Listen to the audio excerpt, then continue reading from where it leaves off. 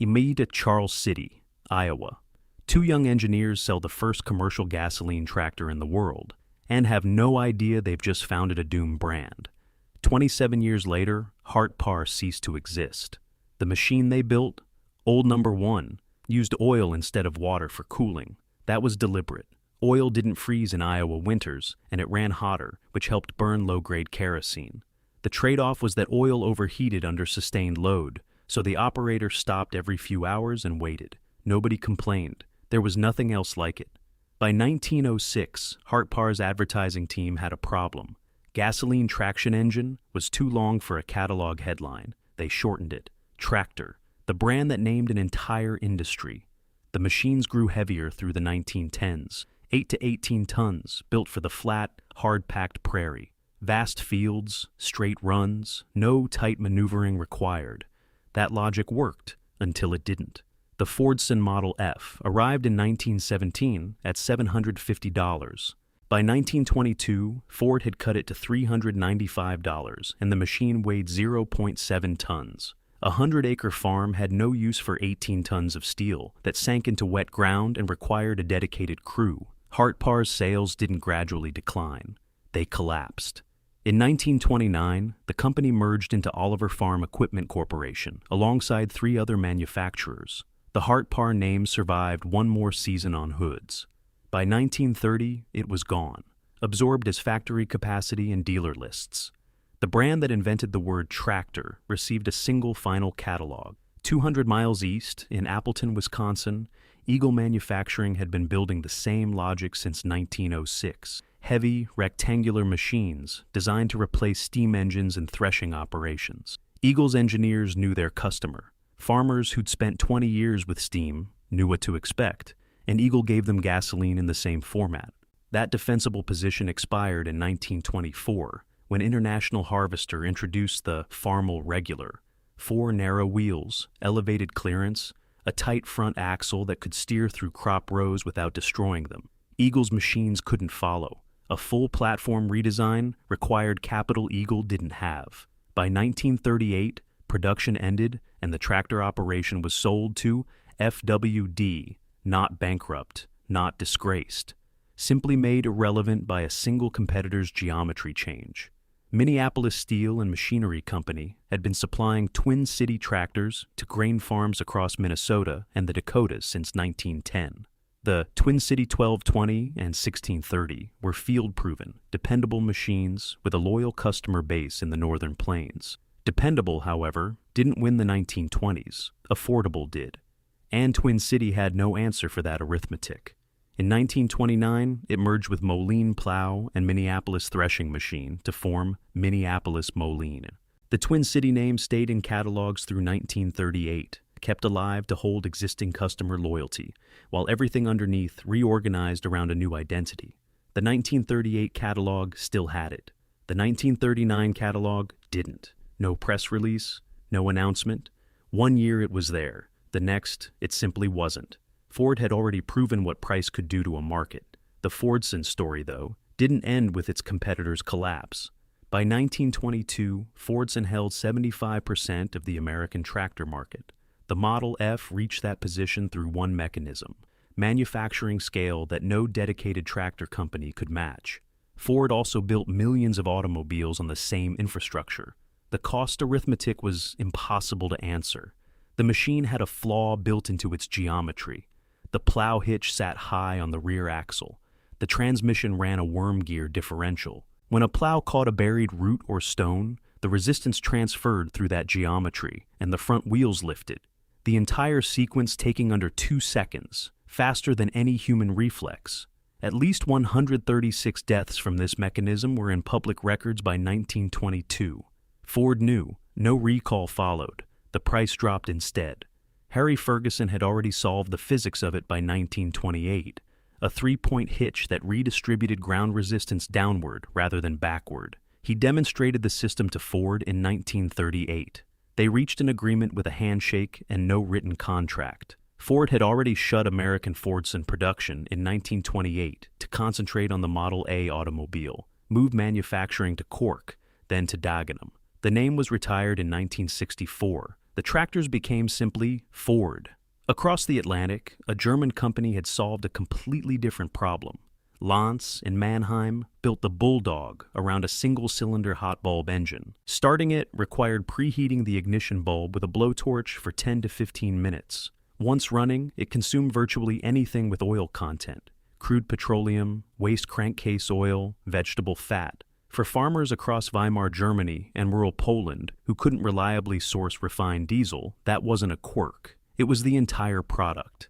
The machine had one characteristic operators learned by experience rather than from any manual. The engine could spontaneously reverse its direction of rotation without warning. A mechanical dial on the dashboard showed which way the crankshaft was turning. If the operator looked away at the wrong moment, the tractor was suddenly moving in reverse under full power.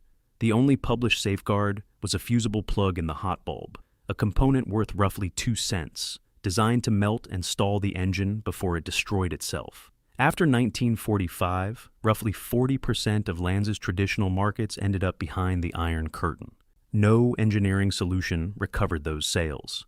John Deere purchased Heinrich Lantz AG in 1955. Bulldog production continued through 1960. Then the Mannheim factory was retooled for Deere's own machines. The tractor that ran on cooking oil and outlasted 2 world wars wasn't retired by a better engine. It was retired by a balance sheet in Illinois. Ferguson's handshake deal with Ford had another consequence, one that took another decade to fully land. When Ford broke the agreement and sourced implements through its own channels instead of Ferguson's, Ferguson sued. The claim was $240 million. The settlement in 1952 came to $9.25 million, a fraction of what was demanded, but the patent on the 3-point hitch held. Ferguson had won. He had the most important mechanical patent in mid-century tractor engineering, a factory in Coventry producing the TE20 at industrial scale, and a legal victory over the largest manufacturing company in the world. The TE20, gray Fergie to anyone who worked one, reached 517,651 units built at the Banner Lane plant. The hydraulic draft control embedded in the 3-point system did something no previous tractor could. It automatically adjusted the depth of an implement based on soil resistance in real time without the operator touching anything. That system became the international standard. Every major manufacturer eventually adopted a version of it. Ferguson needed manufacturing scale and distribution reach. Massey Harris, the largest independent agricultural equipment maker in Canada, needed Ferguson's hydraulic system. Their own hydraulics were functionally inferior, and everyone in the trade knew it. The merger in 1953 looked like a solution to both problems simultaneously. It was neither. Massey Harris carried more balance sheet weight into the combined entity. Ferguson became chairman, but the financial structure wasn't neutral. In 1957, a dispute over the engineering direction of the next-generation platform, specifically the projected TE60, ended with Ferguson walking out. His name disappeared from the catalogs in December of that year. By 1958, Massey Harris was gone too. 2 brands, 5 years, one combined name neither of them had used before. The other casualty of that consolidation era had already happened quietly in Cleveland. Rollin White's Cleveland Tractor Company had been building crawlers under the Cletrac name since 1916. The technical distinction was a controlled differential. Each track was braked independently through an internal mechanism, giving the operator genuinely precise steering rather than the coarser clutch and brake approach most competitors used. On slopes, in orchards, in tight working conditions, Cletrac handled differently, measurably better. The Model W and HG built loyal customers in specialty agriculture that IH and Caterpillar's standard crawler lines never fully captured. Oliver acquired Cleveland Tractor Company in 1944. The controlled differential carried forward into Oliver's crawler designs, where it functioned exactly as it had under Cletrac engineering. The mechanism survived, the name didn't. Within a few years, the capability that had defined Cletrac was simply described as an Oliver feature, and the origin stopped being mentioned. Technical inheritance without attribution is the quietest form of erasure. What Massey Harris, Ferguson, and Cletrac shared wasn't failure. Each had something genuinely worth preserving: a patent, a customer base, a mechanical solution. What none of them had was enough scale to remain independent once consolidation reached critical mass. The industry wasn't selecting against bad engineering. It was selecting against smallness. White Motor Corporation was a truck company. That detail matters. When White acquired Oliver in 1960, it wasn't entering agriculture with a strategy. It was acquiring dealer networks, factory square footage, and an installed customer base. Oliver had real equity, green machines with a loyal following across the Midwest, a strong line in the 1800 and 1900 series, and a reputation built over 3 decades since absorbing Hartpar. None of that interested White as engineering. It interested White as infrastructure. Cockshut followed in 1962. The Canadian brand had been selling rebadged Oliver tractors in red paint since the late 1930s. The same chassis, different color, different badge, different dealer. Farmers in Ontario and Saskatchewan knew it, bought it anyway, because the dealer was local and the color was familiar.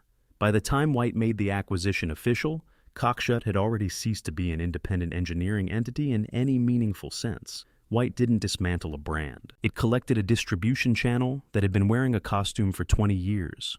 Minneapolis-Moline came in 1963. MM had once built the UDLX Comfort Tractor, an enclosed heated cab with a windshield wiper and road gear, released in 1938.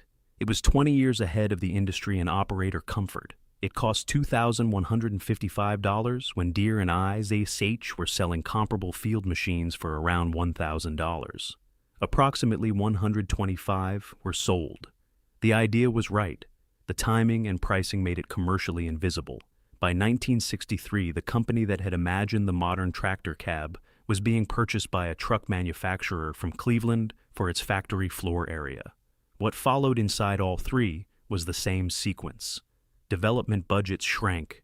New platforms didn't arrive. When the Oliver II 255 came out in 1972, it was sold simultaneously as the White II 255, identical tractor, different decal, a few dollars of paint separating the identity of two supposedly distinct brands. Dealers who had built careers on customer loyalty to one color and one name were now handling 2 labels off the same assembly process. The distinction collapsed from the inside.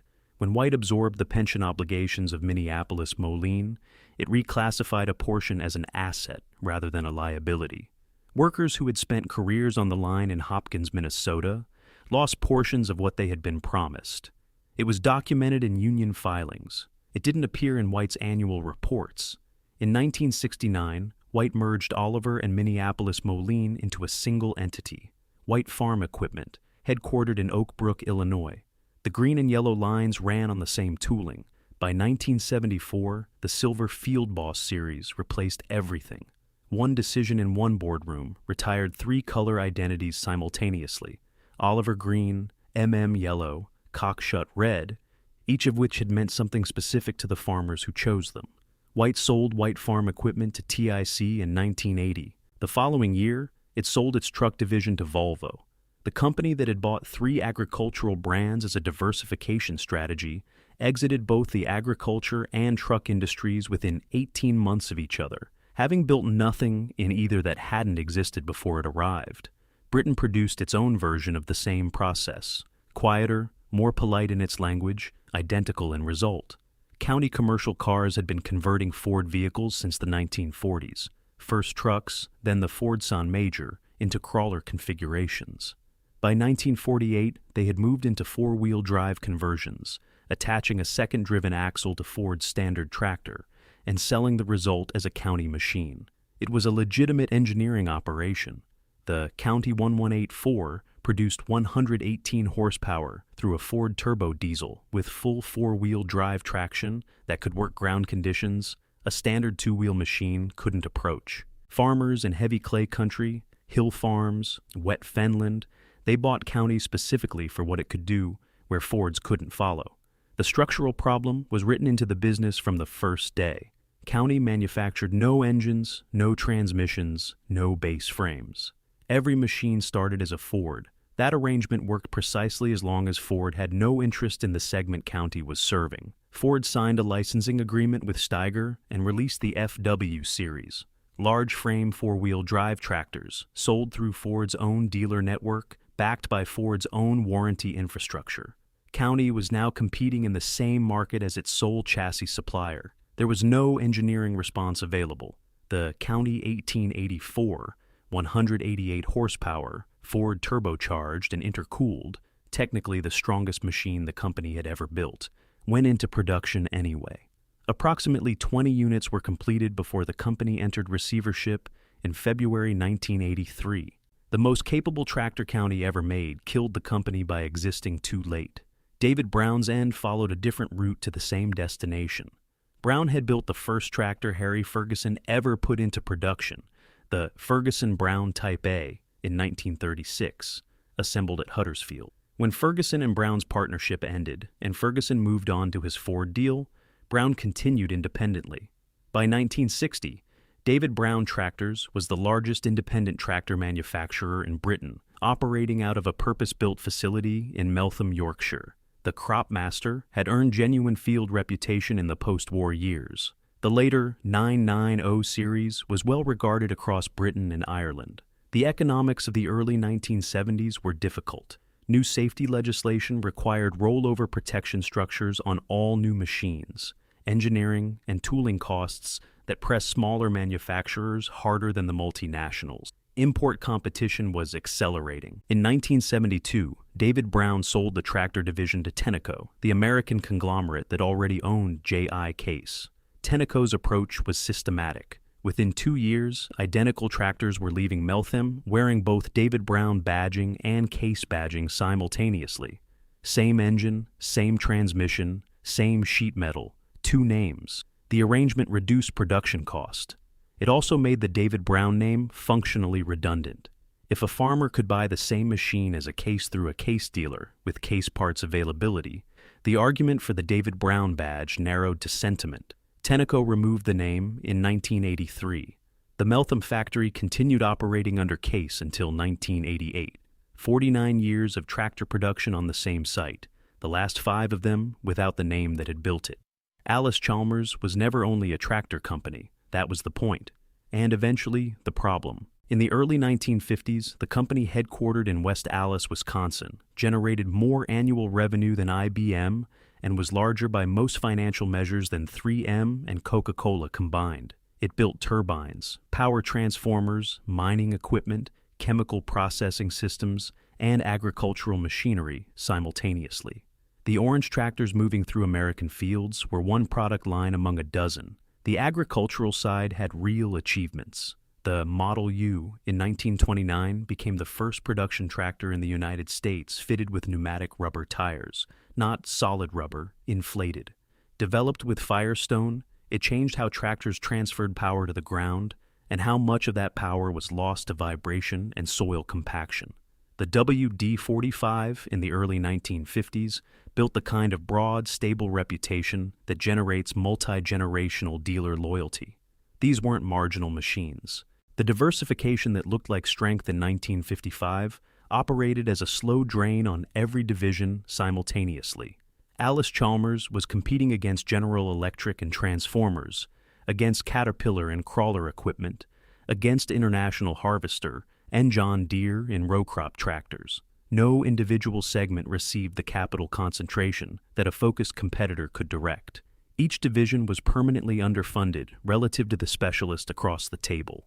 Through the 1970s, the company moved into nuclear energy and large industrial systems. Long investment horizons, slow returns, significant capital commitment. When interest rates climbed sharply in 1979 and held through 1982, the debt structure that had funded that expansion became critical. The agricultural crisis arrived on top of it.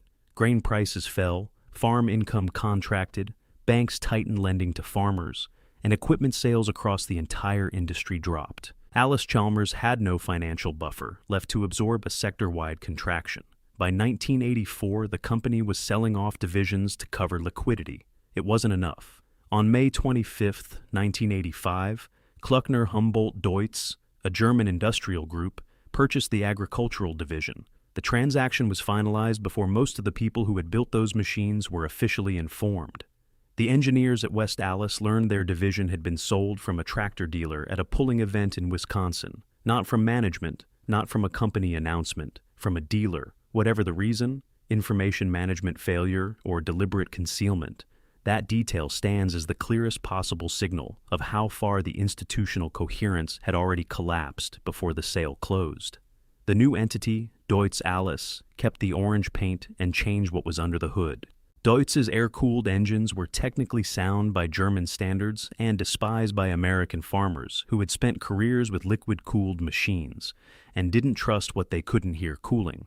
Sales declined every year. In 1990, AGCO Corporation acquired Deutz Allis and eventually restored the orange color to a line called AGCO Allis. The name Allis-Chalmers itself was not restored. It remains the property of a holding company and appears on no machine currently in production. The color that American farmers associated with it for 60 years still exists, attached to a brand that came after, carrying the shade without the history. That is the only form of continuity the company received. Its color outlived it, reassigned to someone else's story.